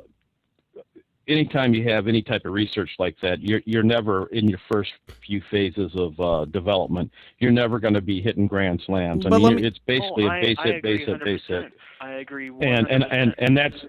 And I think that's the problem. I mean, people, because it didn't grow a full head of hair, people think it's a failure. Well, they're still in their initial research phases, and that's something that I think you have to, whether it's L'Oreal or it's Adirans or whoever. I think people have to sit back and use some sort of caution. Let me just say this. And the problem here is that you've got, look, to answer the question, I think that something will come out. What it will be, right. I have no idea. Will it be Replicel? No clue. Adirans? No clue. And I don't really care, as long as someone comes out with something, because at the end of the day, I want more hair too. Right? Well, I'll give you an example. I mean, people are really excited about Dr. Go's HST, and it's still so early to tell. Andrew, if there was something that comes out of any of these companies, and it gives you anywhere from 35 to 40% of your hair, I mean, and I'm just using that as an arbitrary figure, that will be amazing. It'll be simply amazing. People are thinking that these companies are going to have the magic cure, the magic wand, and I think people have to be realistic. It's just like Propecia or Rogaine. I mean, they have helped some people, but if these new chemicals or whatever it's going to be that regrows hair, if it gives you from 30 to 40% of your hair back, that is going to be amazing. I mean, it would be just outstanding. Now, let me ask you this, Joe Tronic. Like Johnny said, let me just put this in here real quick. Like Johnny said, if you've got a reliable procedure, and by reliable, I mean something that can be replicated on a consistent basis to where it's worthy of being actually offered as a service, not something that you find in a laboratory setting. That's bullshit. Yeah. You got to be able to offer this on a consistent basis and expect the same result every time. That's when it becomes something that's viable for the market. And if you can do 30 to 40% regeneration of donor hair, then you have a major product. So when someone's saying 60%, as someone said online, much less 80%, I call massive BS, massive amounts of BS, because I don't see anything that actually shows that this is happening. Yeah, that's a significant increase in hair. Now, Joe, like an infomercial would say, Andrew, results may vary. Sure. Well, how we see some infomercials that are selling products. Like Joe Tronic said, something is on a consistent basis, you're getting a minimum of 30% growth. I mean, that's when you're really going to have something that's going to be substantial. 30 people think 30% is not significant. It's extremely significant. You tell anybody I'd be dancing on the rooftop. Sure, I think many people would be. Now, Joe Tronic, I want to ask you, what do you think of Dr. Goen, what he's been working on, and the research that he's been doing? What is your opinion on him? Oh God, Andrew, you're putting me in this corner, aren't you? Yeah, because you know what? I read it every day. Every day I see the emails and I read the blog posts, and some people are very excited about it, and some people don't think anything of it. Andrew, I'll say this: reading is a great thing. I encourage everyone to read, whether it be fiction, whether it be nonfiction, whatever floats your boat, man. Yeah, because reading is fundamental. Listen, I think reading will expand your horizons. In 5 years, in my opinion, and you guys tell me if I'm wrong, I think you're absolutely right. Reading will expand you. I think it's so early so far, and we're in a very interesting time because there's a lot of these treatments coming up and a lot of these clinical trials happening that we won't know what the end result will be for another 5 years. And you know what? Maybe Replacel will be the answer. No, Andrew. What is it, Joe? No, Andrew. What is it, Joe? I'm sorry, I have to interrupt you. Go ahead. These companies are entering phase 3 trials, like Allergan, like Zarian, within a year. You're looking at 2 years. Look at PT2 inhibitors. Yeah, All but these things coming out. This is not 5 years anymore. No. What Sorry, I'm saying is until it passes to the mainstream and people like yourself and myself could start using these treatments and start capitalizing on these treatments, we are not going to know. And guess what? That is not going to be within the next year. Latisse will be on the market within 1 year. But I personally don't think Latisse is the answer, and I don't think any one treatment will be the answer. I honestly see it being a combination of things becoming the so-called cure, and I use that term loosely. I don't think it's going to be this one magic treatment that you're going to do, and all of a sudden here comes your hair. You may gain 20%. Well, I agree with you. Yeah, Andrew, I agree with you because everyone's uniquely different. And what may work for one's not going to work for another. It's the same thing with hair transplants.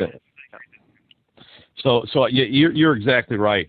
If there is the magic pill out there and one of those companies do it, hey, from your lips to God's ear, I hope it happens. But I think it's going to be a combination of different things. Sure. And you know what? And you look at the phase 2 trial that Replacel did. It was a small trial, and they're going to do a bigger one for phase 3. But the growth, let's say it's 20% hair growth. Let's just say you're going to get 20%. Now, some people may say that's not significant, but it is significant. What would happen if you combine that with Propecia? If you add finasteride into it, what is the percentage of hair growth there? I'm very curious to see what it will be when you combine multiple types of treatments into one possible end result. Well, yeah, and I agree that. And that's assuming that the patient hasn't had any sort of treatments to begin with. Like in a case like my own, I've been on Propecia for 10 years or Proscar, and if Replacel gives 20%, then it won't give me anything above and beyond that, assuming that's a standard expected rate, than what I've had already, because I've already been on the other medications. I've already tried the other solutions, right? And but you add 20% volume to what I have now, get out of town. Yeah, that's great. Yeah, it'd be fantastic.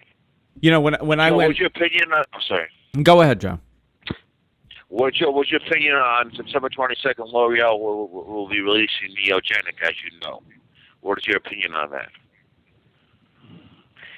I'll be honest with you, Joe. I don't have an opinion on it because I've not been following it. So I'm not in a position to have an informed opinion that would be worth 2 cents. I've heard correct me if I'm wrong, 18% improvement or 15% improvement. What are the numbers, Joe? Some people say 18%. They haven't really, 18 to 20%, which is very significant in my opinion. That'd be fantastic. And as I understand it, they're going to be releasing it for about $100 a month, which is what the market would probably be able to stand. I mean, that's what Propecia is in some places. Rogaine used to be that expensive or close to it back in the day. Look, if it's all it says it is, and add that with these other treatments, then fantastic. We need more alternatives. Yeah. Well, Joe, I got a question. If the Adirans, the Replacels, and such, I mean, how? I guess I'm trying to wrap my mind around. Is it going to be a lotion? Is it an injection? Is it an oral medication? I mean, how do they? What delivery system would they use? I mean, that you maybe heard on the grapevine. Joe from Staten Island. Joe Tillman.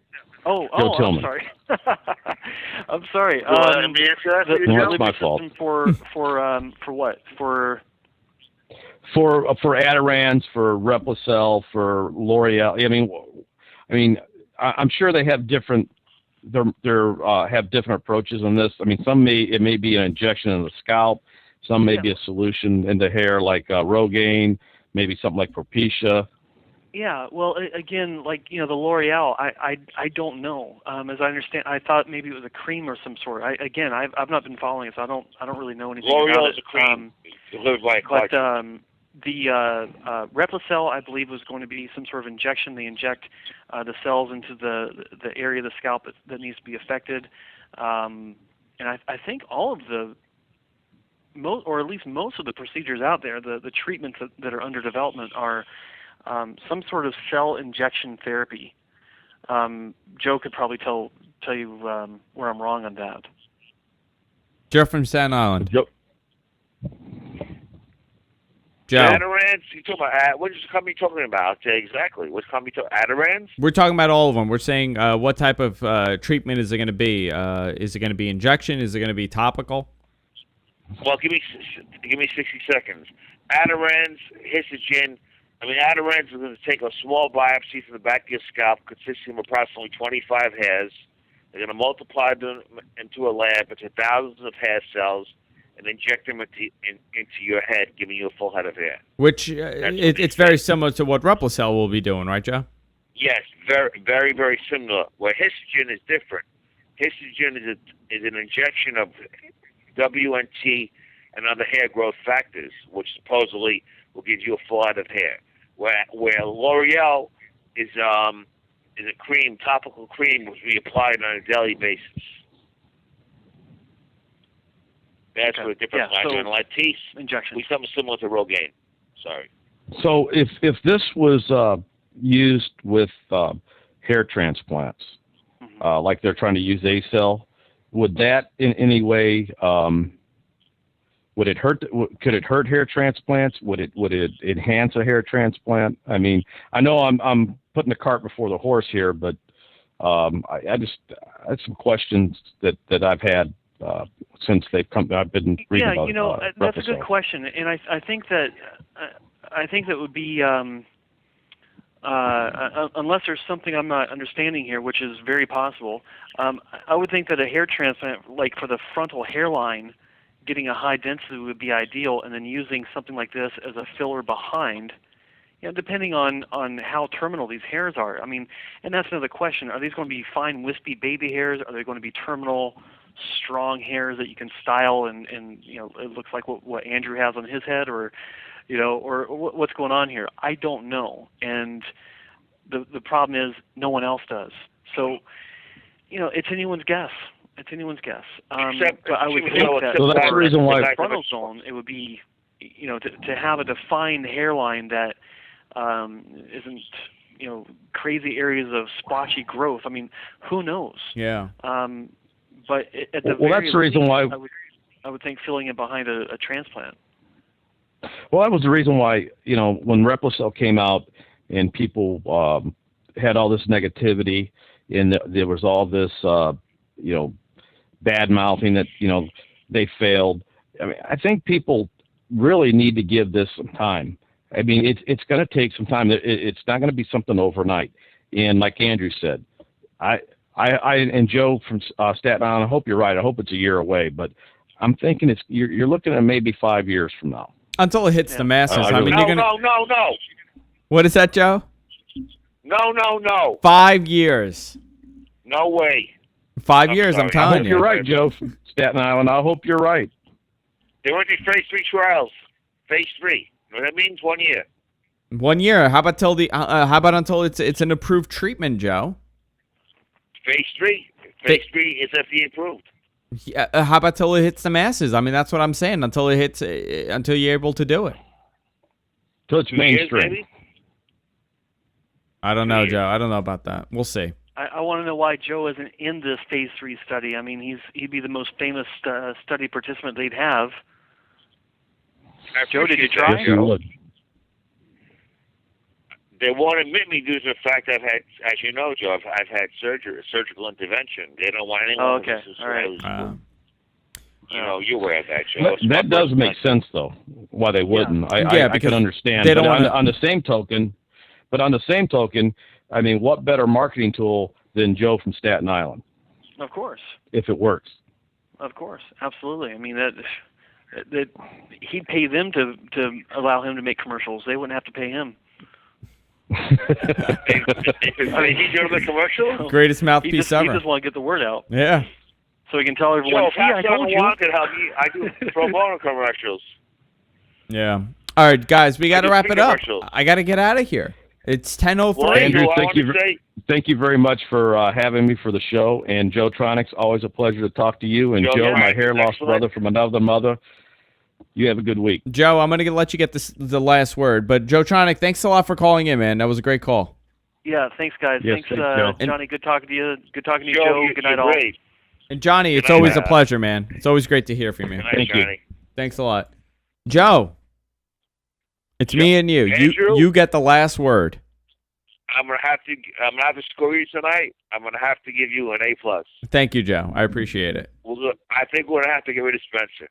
I think it's almost time, right? I think we need to retire him. Yes, I think we'll have to get rid of him. No, I'm just kidding. If Spencer's monitoring the show and his staff, I'm just kidding. So I'm trying to use this. I'm just kidding. I'm joking. I want to... No, Joe. You did a great job. You did great. And before I wrap it up, I want to thank Spencer for letting me sub in for him. I had a great time. I'm personally a big fan of the show, and I watch every week. And I hope I lived up to Spencer's footsteps, his shoes, whatever it is. I don't know. I'm getting loaded. I'm drinking wine. In typical Bald Truth fashion, I'm loaded by the end of the show. You're a handsome star, Andrew. That's all I can say. Thank you, Joe. I appreciate it. And we'll see you all next week on the Bald Truth. Spencer will be back next Tuesday, 8 p.m. East. Of course, I want to remind everybody, go to the Bald Truth website. You could also go to baldtruthtalk.com and join the forum there. If you miss any portion of the show, it's archived and syndicated through the GFK Network. You can go to gfknetwork.com and catch the archive. It's also on baldtruth.com. Until next time, guys, what does Spencer say? Be strong and God bless. There you go. See you next time. I'd like to thank all of my guests today. They did a swell job in showing us how easy it is so that we can really do it. If I can do it, they can do it, you can do it. But bye for now.